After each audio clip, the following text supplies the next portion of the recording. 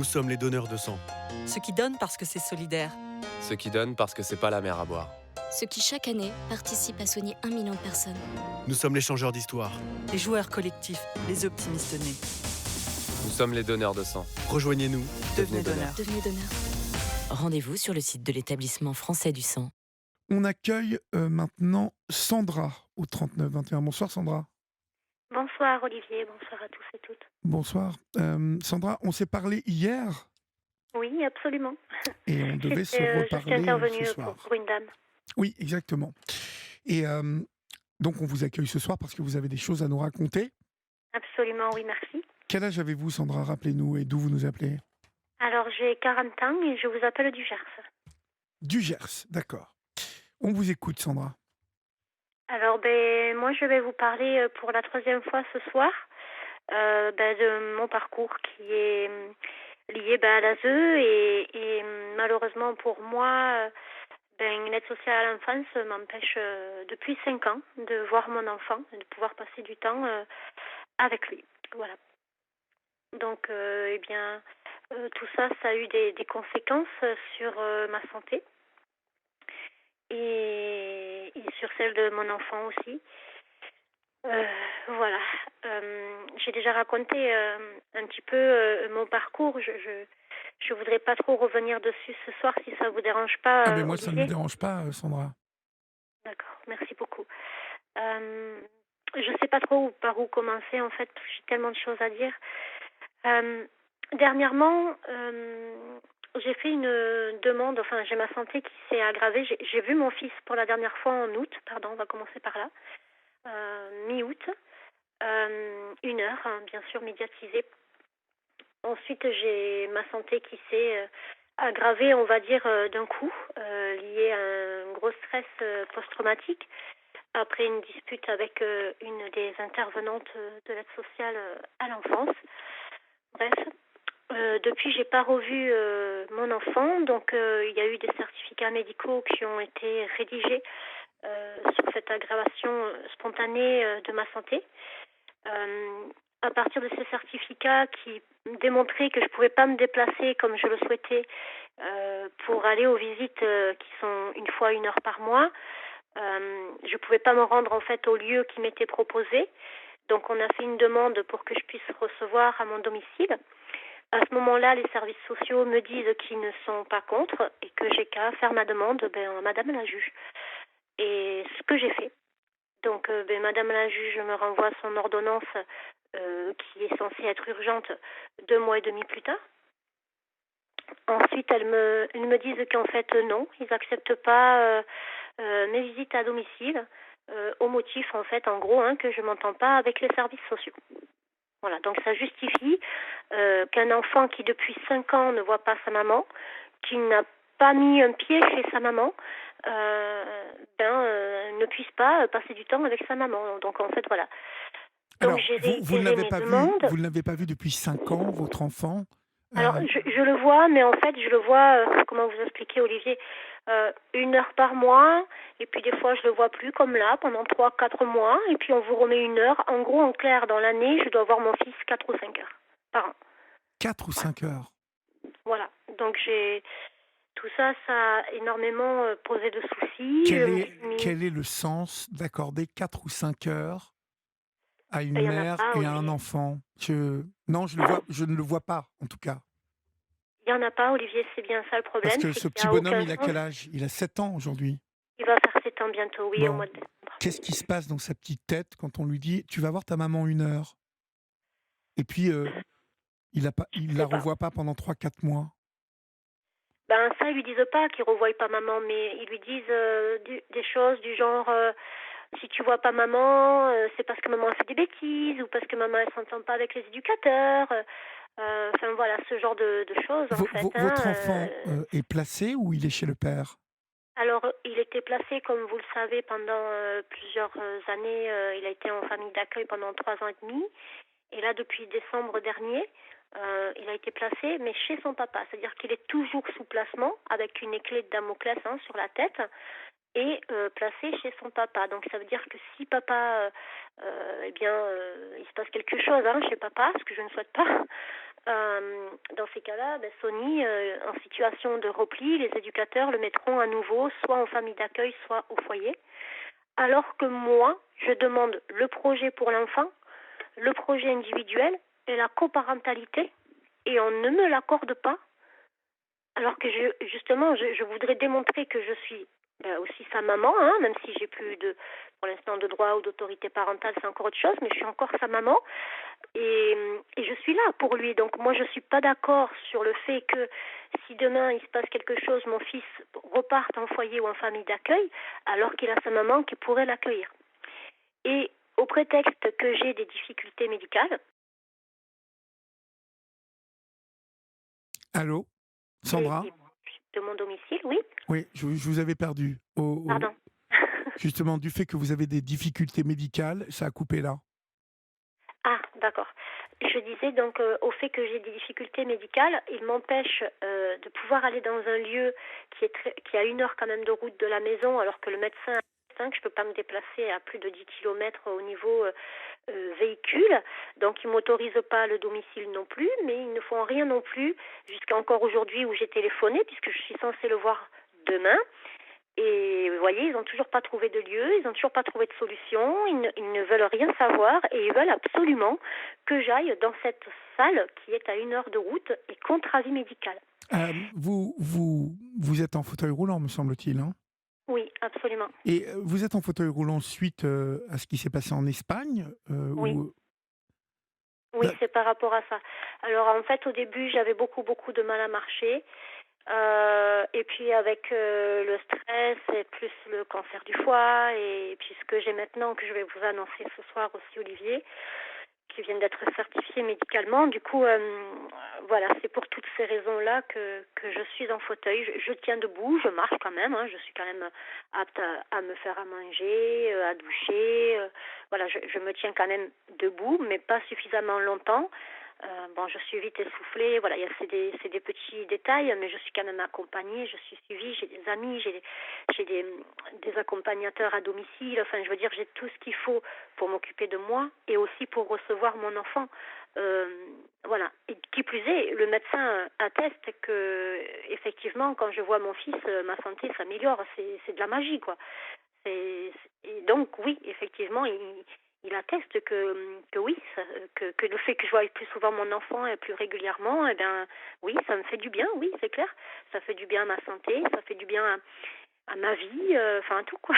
Voilà. Et à mon moral aussi, parce que ça aussi, il faut le dire, hein, ça touche beaucoup le moral. Voilà, donc aujourd'hui, j'en suis là. J'en suis que les services sociaux me posent des difficultés pour que je puisse voir mon fils correctement. Donc voilà, j'ai même un directeur social qui lui me dit que il faut que j'apprenne à mon enfant et à moi-même à travailler la séparation, alors qu'ils sont là pour travailler la réunification des familles. Monsieur le directeur me dit que je dois travailler la séparation. En clair, il me demande d'apprendre à mon enfant de se séparer de sa maman sans plus avoir de sentiments. Voilà, et puis s'il me revoit ou s'il me revoit pas, c'est pas grave, il sera pas triste. En gros, c'est ça. Et j'ai trouvé ça vraiment très déplacé de sa part. Ça m'a vraiment beaucoup affectée. Je ne comprends pas cette façon de travailler. Je ne la comprends pas. Je comprends pas qu'on puisse demander ça à une maman qui réclame son enfant. Et je comprends pas non plus qu'on dise à un enfant qui réclame sa maman qu'on n'en parle pas au juge. Que quand l'enfant va dire des choses sur son papa ou à maman, enfin en tout cas devant maman, devant les éducateurs, tout ça c'est pas écrit au juge. Quand il réclame maman, tout ça c'est pas écrit au juge. Par contre, tout ce qui va être malheureusement pour moi à charge et à défaut contre moi et aussi contre Sony, puisqu'il se sert de sa parole ou de ses sentiments contre sa maman. Donc effectivement, oui, ça met beaucoup de stress. Et aujourd'hui, donc, j'ai une audience le 15 décembre. Je demande la main levée de cette mesure. Le retour de mon enfant de cette mesure inefficace et inefficiente, j'entends bien, puisque je ne fais pas partie du projet alors que je dois y être inclus. Et aussi que voilà, je ne cautionne pas que depuis 5 ans, enfin, Le problème entre les services sociaux et moi, c'est qu'ils en ont fait une affaire personnelle parce que Qu'est-ce qui s'est passé je entre fais vous, là? beaucoup de choses et je Qu'est-ce dérange. qu'est-ce qui s'est passé entre vous et les services sociaux? Alors, il y a eu plusieurs intervenants Mais qu'est-ce qui fait qu'ils qui... vous en veuillent comme ça? Alors, ils m'en veulent parce que je les ai dénoncés justement auprès notamment de leur employeur, du département, sur des maltraitances institutionnelles qui faisaient subir à moi ou à d'autres familles que j'ai rencontrées, avec qui nous avons fait des manifestations, des groupes de parole, tout ça. Et ces familles-là m'ont raconté aussi leurs témoignages. Et moi, un jour, ils m'ont pris mes visites pour une millième fois. Et j'étais tellement en colère que j'ai tout, excusez-moi l'expression, que j'ai tout balancé, j'ai tout balancé, voilà, j'ai tout balancé, même au département. Et ça a mis un petit peu le bazar. Et à partir de là, ils en ont fait une affaire personnelle. Et moi, je me suis persuadée que ces gens n'étaient pas pour le retour des enfants, et c'est la réalité de toute façon, n'était pas pour le retour des enfants ni pour la réunification familiale, mais plutôt pour garder les enfants et la destruction familiale. Donc on avait deux groupes d'intervenants différents, et encore aujourd'hui, c'est toujours pareil. On a ceux qui sont vraiment pour le retour des enfants, pour la réunification familiale, et qui essayent de faire tout ce qu'ils peuvent et qui font un boulot merveilleux, faut le dire aussi. Et puis il y a ceux qui eux, ils sont là que pour faire le mal, et on dirait que c'est leur, je sais pas si je peux le dire ainsi, mais on dirait que c'est leur passe-temps favori. Voilà, c'est leur passe-temps favori, détruire des enfants, des familles, passer leur temps à mentir, à grossir des histoires qui existent même pas, ou inventer des choses qui sont fausses et exagérées. Enfin bon, voilà. Et du coup, ils ont différents intervenants. C'est vrai que moi, j'ai fait mes enquêtes, je me suis renseignée sur ces personnes. J'ai vu qu'elles avaient beaucoup de boulets aussi derrière elles, si je peux le dire ainsi, dans leur vie professionnelle, mais aussi dans leur vie personnelle, mais ça, c'est encore autre chose. Voilà. Et aujourd'hui, on est en froid par rapport à tout ça, entre autres. Bon, parce que vous savez que ce sont les services sociaux qui ont le dernier mot. Vous le savez, ça, Sandra? Ah, je le sais, oui. Pour avoir grandi avec eux, je ne le sais que trop. Mhm. Mais justement, vous savez, quand on dit ils ont le dernier mot, moi, je suis pas d'accord. Je suis pas d'accord que des services sociaux aient le dernier mot quand ils ne font pas leur mission, quand ils ne respectent pas la loi, et les droits des familles, des enfants, leurs demandes, leurs besoins, leurs intérêts. Quand il y a de Mais vous avez l'irrespect, constaté quand même que tout le monde se serre les c'est sur un plan coudes. national, Olivier. C'est pas que dans mon Oui, département. si vous écoutez la Libre Antenne, nous parlons souvent de toutes ces problématiques sur la Libre Antenne. Oui, j'écoute souvent la Libre Antenne. Donc Et vous j'ai savez, beaucoup de mamans que je connais qui viennent auprès de vous aussi pour... oui, mais vous savez que oui, c'est national, Oui. que on prône souvent ici sur cette antenne peut-être de changer le système, de le rendre un peu plus, humain. en tout cas, un peu plus humain, peut-être avec plus d'écoute, un peu plus de compréhension. Et pour ça, il faut changer, il faut vraiment réformer la manière dont tout ça marche. Exactement. Moi, je suis pas contre les placements des enfants quand il y a des réalités, des graves maltraitances, Parce que ça négligences, existe. etc. Parce que ça Oui, existe. bien sûr, il faut de la protection.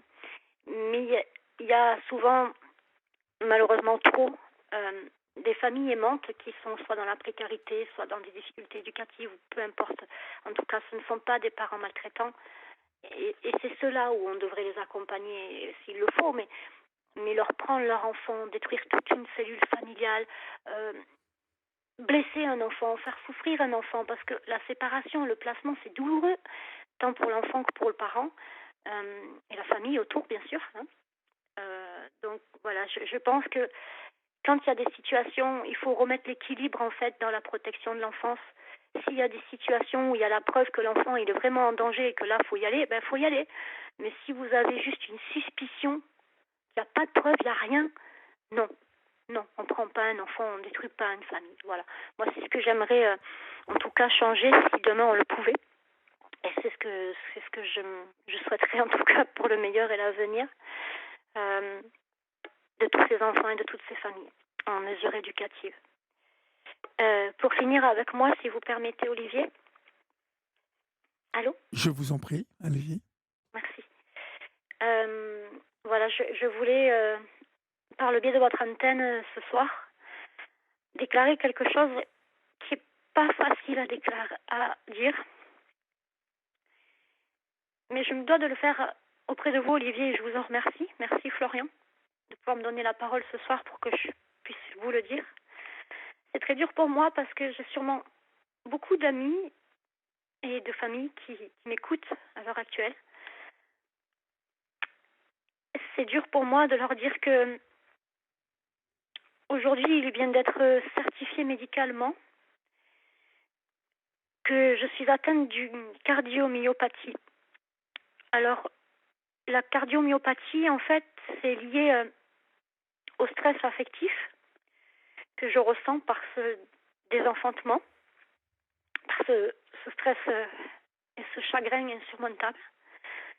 En fait, ça s'appelle le Tao-Tsubo. En français, c'est le syndrome du cœur brisé. Ça veut dire qu'en clair, et pour de vrai, je suis en train de mourir de chagrin. Voilà. Et c'est pas vraiment facile à dire et à expliquer. Ce sont des examens, des infarctus, en fait, qui ne se voient pas dans les examens de cardio normal ou dans les prises de sang. Il faut faire des angiocoronographies et des IRM cardiaques pour pouvoir le voir dans les myocardes. Et aujourd'hui, je voulais dire que j'ai plus le temps d'attendre, d'avoir du temps, d'avoir 1 heure par mois pour passer du temps avec mon enfant. Même là, au moment où je vous parle, je peux mourir comme ça d'un coup. Et c'est pour ça qu'aujourd'hui, je demande que toutes ces tortures, ça s'arrête et que je puisse passer du temps avec mon enfant à la maison. Et j'espère